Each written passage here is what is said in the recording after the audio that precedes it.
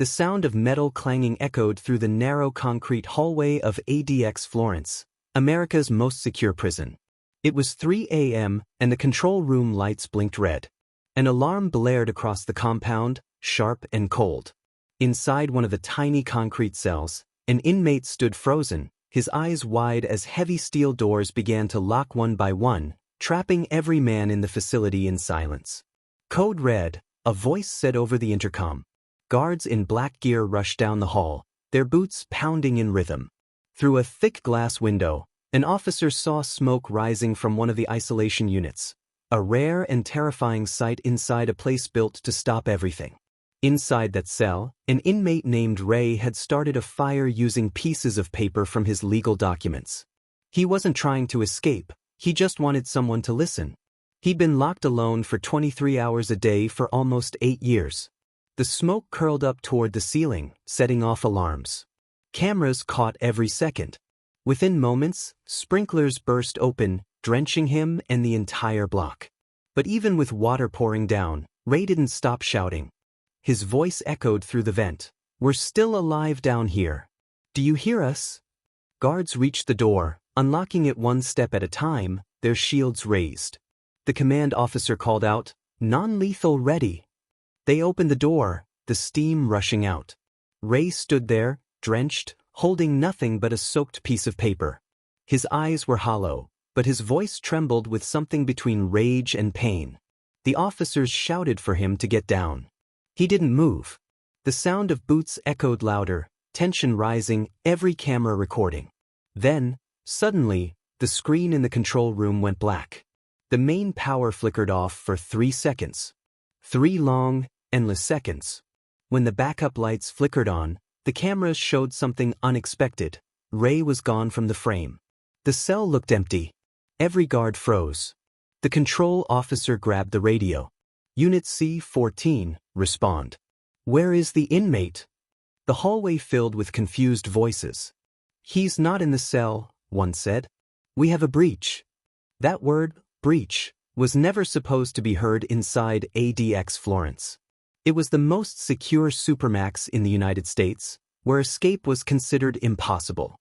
Yet somehow, one inmate had just vanished from the camera feed in the middle of a lockdown. And that was when the sirens changed tone. A deeper, pulsing alarm that no one on the floor had ever heard before. The story of how this could even happen didn't start that night. It began years earlier, when Ray was first brought to the Supermax, locked in what many called the Alcatraz of the Rockies. Back then, he was one of many dangerous men transferred from other prisons that couldn't handle him. He'd been known for organizing fights and refusing orders, a man who had spent most of his life inside one cell or another. But when the bus rolled up to ADX Florence for the first time, even he went quiet. The prison sat in the middle of the Colorado desert, surrounded by mountains and endless sky. There were no fences topped with barbed wire, just walls of reinforced concrete and motion sensors buried underground. A single helicopter circled overhead as guards escorted the new arrivals through metal gates and into an underground intake unit. Every step was controlled. Every door closed behind them with a heavy mechanical hum. The inmates were stripped, searched, and dressed in gray uniforms. Then came the long walk to their new homes, single cells the size of a small bathroom with thick concrete walls, a small bed, and a steel toilet sink unit. A narrow slit in the wall acted as a window, but it showed nothing except a slice of sky. Life inside ADX wasn't just strict, it was designed to break routine rebellion. Inmates ate alone, exercised alone, and spoke to almost no one. Communication was limited to short calls through intercoms or small notes passed under heavy steel doors during meal deliveries. Ray didn't speak much at first. But over time, he began noticing patterns. The timing of the guards, the flicker of lights, the small noises through the air vents. He started writing down what he heard, keeping track of when the security system cycled on and off. He didn't plan to escape. He couldn't. Nobody could. But the long silence inside ADX did something to the mind. Days blended into nights. A minute felt like an hour. Some inmates began talking to themselves, others yelling into the void. The guards saw it all but rarely responded. For Ray, The silence turned into obsession. He started studying everything: the routines, the cleaning shifts, the sounds of keys and doors. And deep down, he started to wonder if the prison that claimed to be unbreakable could ever fail, even for a moment. Years later, that moment came, the night the power flickered. Now, as the guards searched the corridors, shouting his name, Ray stood somewhere they never expected, somewhere inside the maze of concrete that even the officers barely understood. The control room buzzed with confusion, officers running between monitors, while the warden demanded answers. "How could this happen?" he shouted. No one had one. And as the search began, the truth about how ADX Florence really worked, its design, its systems, and its secrets, was about to be revealed. The search for Ray began immediately. Every guard in ADX Florence was called to their posts. Doors were sealed, air vents locked, and dogs brought in from nearby Cannon City. The warden's voice crackled through the radios. "Lock down all units. No one moves until we find him." But in a place like ADX, where every inch was watched by hundreds of cameras, how could one man simply vanish? Inside the control room, officers replayed the footage again and again. One moment Ray was standing under the sprinklers, soaked and shouting. The next, nothing. The lights had flickered, and in that brief darkness, he was gone. No one realized yet that the blackout wasn't an accident. Earlier that day, during the meal run, Ray had noticed something unusual: a maintenance worker resetting a security panel near his block. He'd watched through the small metal mirror on his wall as the man typed a code into the device. Ray couldn't see all of it, but he saw enough to memorize the first few digits. That night, when the sprinklers activated from the fire, the system shorted one of the security relays in the same section. For 3 seconds, the automated locks disengaged. Ray had been waiting for that window for months, not to escape the entire prison, but to move somewhere no inmate had ever reached: the old maintenance tunnels beneath Unit C. Back in the 1990s, when ADX Florence was built, engineers designed narrow underground passages connecting the main cell blocks to emergency generators and air systems. They weren't meant to be accessed without authorization, but over the years, small inspection hatches remained behind steel panels. Hidden, forgotten, and dusty. Ray had learned about them years earlier, during a short talk with another inmate named Coleman who had worked in prison construction.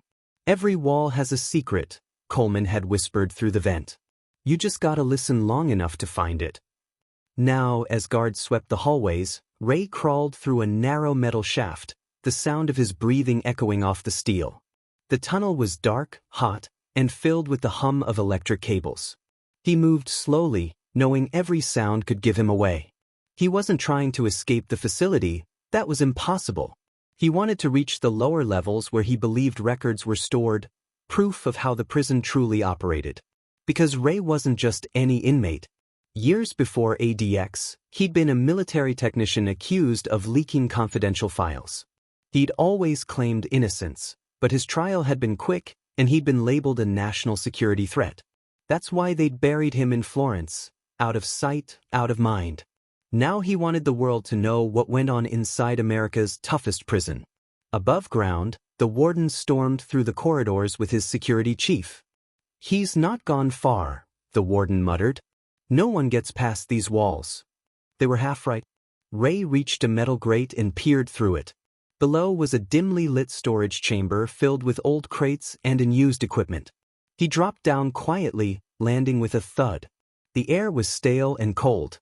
On one of the walls was an old switchboard labeled Air Control, Block C. He moved closer, brushing off dust. The labels listed every zone, every airflow control system, even the emergency shutoffs. He realized this wasn't just about ventilation. This was how they controlled the inmates, by managing oxygen, heat, and even noise levels inside each cell. He stared at the switches, his hands shaking. If he turned the wrong one, alarms would go off. But if he hit the right one, he could prove that ADX was more than a prison. It was a machine designed to break people down. Then came the sound he feared most: footsteps above. Guards were closing in. Ray reached for one switch marked Test Override. His finger hovered, trembling. Then he flipped it. Instantly, The lights in several corridors flickered. Doors buzzed. The control room screens filled with static. The warden shouted orders, but half the systems went offline. "Find him! Now!" he screamed. Ray could hear the chaos above, boots pounding, radios blaring. He crouched behind a crate, heart racing. For a few seconds, he felt a strange kind of freedom. The mighty ADX Florence, the unbreakable fortress, was glitching. And it was because of him. But then the power surged back. The red lights came on again, harsher than before. A robotic voice echoed through the halls. "Emergency lockdown in progress. All units sealed." Metal panels dropped from the ceiling, closing off the tunnel exits. Ray was trapped. He looked around, trying to find another way out, but the air was already growing thin. The ventilation system had shut down, cutting oxygen flow to his section. His breaths came faster. Above ground, the warden watched the monitors as the sensors picked up movement. "We have him," the technician said. "Lower maintenance bay. He's sealed in." The warden didn't speak for a moment. He just watched the tiny dot flashing on the screen. Then he said coldly, "Don't open it. Let the system reset." The technician hesitated. "Sir, that could." "I said don't open it." Down below, Ray pounded on the steel door, gasping for air. The hum of machinery grew louder as the system rebooted. He could barely see through the haze, but he smiled faintly. Even if they silenced him, the truth was now in the system logs. The override, the switch, the proof that something inside ADX wasn't as perfect as they claimed. Minutes later, the alarms quieted. Power was restored. The cameras came back online. The warden gave the all-clear. When the guards finally opened the maintenance bay, they found Ray lying on the floor, unconscious but alive. He was taken to the medical wing, placed under heavy watch. No one spoke of what happened that night. The report said it was a minor electrical fault. But in the days that followed, strange rumors spread among the inmates that for 3 minutes, every cell door in Block C had unlocked. That someone had seen the lights flicker and heard whispers through the vents. Some said Ray had found a weakness. Others said ADX had found his. Either way, the truth about how America's Supermax really worked, the secrets hidden beneath its concrete walls, would never be forgotten. And deep inside that prison, behind layers of steel and silence, Ray opened his eyes and whispered, "It's not over yet."